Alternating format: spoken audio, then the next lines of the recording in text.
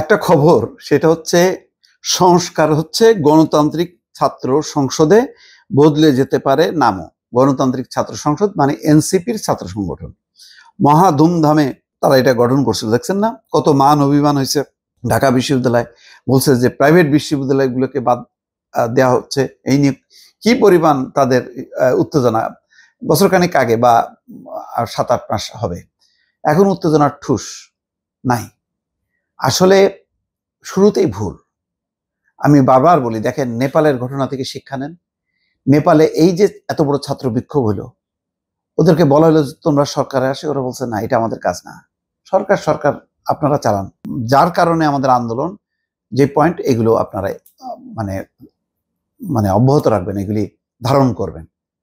তো নতুন সরকার প্রধান সুশীলা কার্কি বলছে হ্যাঁ অবশ্যই। আবার যারা বিক্ষোভ করছে, সহিংসতা করছে, লুটপাট করছে, চাঁদাবাজি করছে, ভাঙচুর করছে, তাদেরকেও ছাড়বে না। এইটাই হচ্ছে সরকার।